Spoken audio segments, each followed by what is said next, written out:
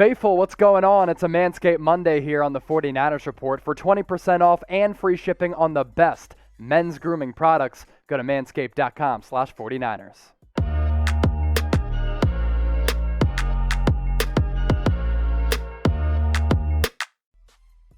It is the 49ers Report here on Chat Sports. I am your host, Chase Sr. We're getting into the latest 49ers news and rumors, and I want to start off today's show with this because a lot of people have hit me up on Twitter. Chase, do you think the 49ers should sign Josh Gordon? Should they take a chance on him? There's some questions about Jalen Hurd, the wide receiver 3 and wide receiver 4 spots. Could he be the guy? My response to that, just chill. I don't see it happening, nor do I think the Niners should take a chance on Josh Gordon. While the skill set and the athleticism, certainly very, very appealing, this is a guy who just isn't available enough, and this has been the course for the last several years, and for a Niners team that's dealt so much with injuries, they can't afford to have somebody who's unreliable. But we're talking about this because Gordon did submit his reinstatement letter to Roger Goodell in the NFL, according to ESPN's Adam Schefter. Gordon would like to be with the team for the start of training camp. Is that going to happen? Only time will tell. A good note for him, he's passed all of his drug tests the last 3 months, according to Schefter. I'm not even sure why the NFL tests for marijuana, weed, pot, whatever you want to call it anymore, but he's passed his drug test, so that's good news for him.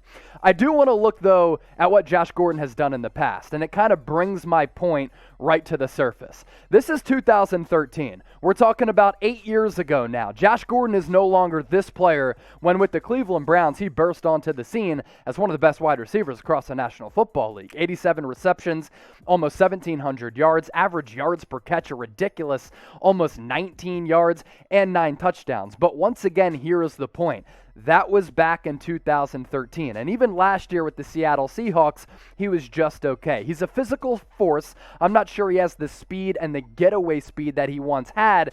And he's played in only 6 games or more one time since that season back in 2013. That's why I say just chill. I'm not taking a chance on Josh Gordon, even though I'm down for taking second and third chances on guys who have slip-ups. But this is like his 4th, 5th, 6th slip-up.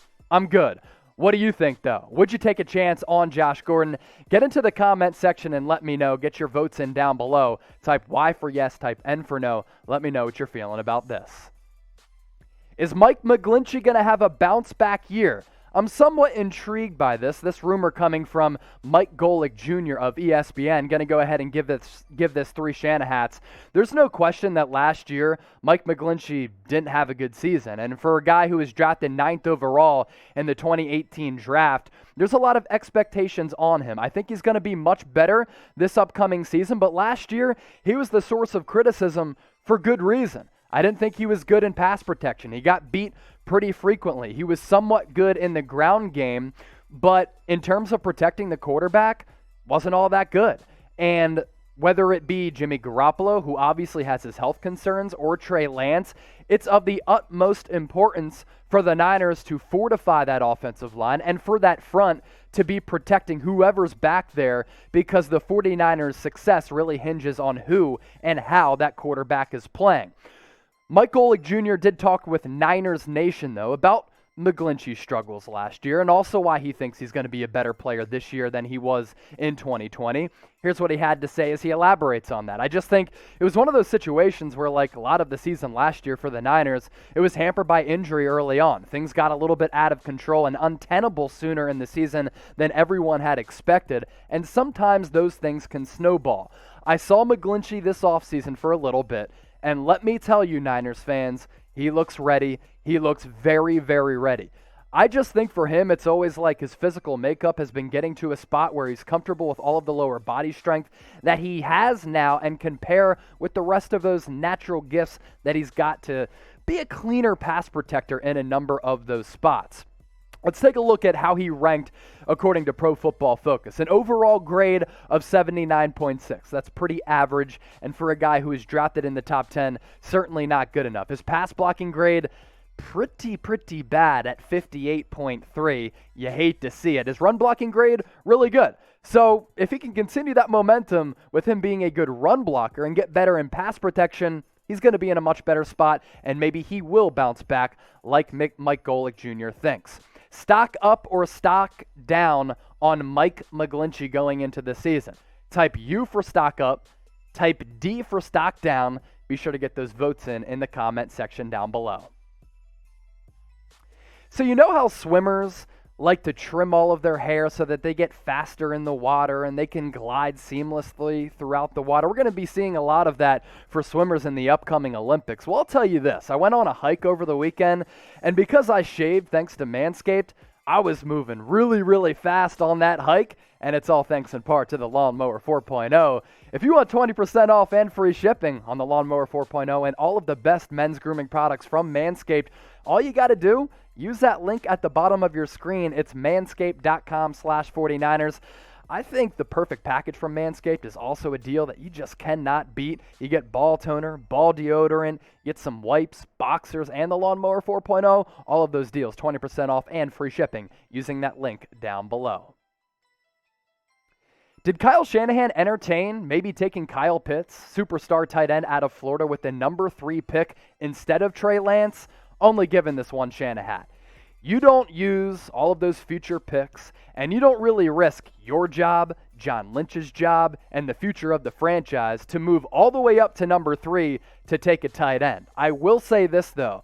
I think Kyle Pitts is the most sure thing prospect of this past draft class. I think he's going to go on to have a George Kittle, Travis Kelce-like career. Not similar players, but Kyle Pitts is going to be a star for the next decade. Where does this come from? It actually came from Sean McVay, and we're going back to the Flying Coach podcast that McVay and Shanahan were on with Peter Schrager, who I reached out to last week. Gave him a compliment on the pod because I thought there were some fascinating tidbits that came out of that. And when Kyle Shanahan was on the podcast, Sean McVay said, I was really scared that Kyle Shanahan was actually going to go up to number 3 to take Pitts, and that would have caused a lot of fits for my defense with the Rams. As we know, hey, what happened? 49ers moved up to take Trey Lance, and this did not end up happening. But here's what McVay had to say about Shanahan, Pitts, and maybe Pitts going to San Francisco. I thought there was a possibility that Kyle was going to go Pitts at 3 because he's such a visionary. I'm telling you, I didn't think it was going to be a crazy thought because you go back to when New England had the 2 tight end set, and they were doing things totally different. You think about what Kittle. And then the thing that makes sense is Jimmy's produced all the way. This isn't a production thing. This is an availability thing. Talk about being available and being an overall just force. Kyle Pitts was that last year at Florida. His numbers were just stupid, and I think this is going to translate to the NFL level for Arthur Smith's Atlanta Falcons. 43 receptions last year at Florida, 770 yards, average yards per catch for a tight end at almost 18, and he was a bona fide touchdown machine. Kyle Pitts is going to be wreaking havoc across the NFL for what I believe is going to be the next decade. Just happy it's not going to be in the NFC West. Given what I said and what McVay thought might have happened, choose one that you'd rather have on the Niners for the rest of their careers. Type KP for Kyle Pitts. Type TL for Trey Lance. Get those votes in down below. More 49ers coming at you here on the 49ers Report by Chat Sports. Is Trent Williams the best offensive tackle in the National Football League going into the 2021 season? 4 Shanahats, light the candlestick. Why? I believe it's true because there's not a better offensive tackle out there than Trent Williams and not a better tackle who is more dominant than Trent Williams. Let's look into this a little bit further. Jeremy Fowler of ESPN polled 50 NFL executives, coaches, scouts, and players. The goal of this exercise, to rank the top 10 players at all 11 positions on the field. Where did Trent Williams come in? The best offensive tackle in the NFL. Pro Football Focus, the numbers there certainly back that up from a season ago when Trent Williams in his first year in the Bay was excellent. Overall grade of 91.9. That's the top grade among all offensive tackles from the 2020 season. A pass blocking grade of 84.8. Very good number. And as we know, Trent Williams can pave open the running lanes as well, which really bodes well for the Niners this season too, because that running backfield is just stacked. A run blocking grade of 91.8. Jeremy Fowler got some anonymous quotes from some coaches, some executives, and here's what an NFC offensive line coach had to say about Trent Williams, and this is when you know the hype is really real, because they're sharing clips in the film room of the destruction that Trent Williams has been causing. Here's what that NFC offensive line coach had to say. He's that player that offensive linemen are sharing videos about. You could easily pull out 20 plays from every game where he's dominant.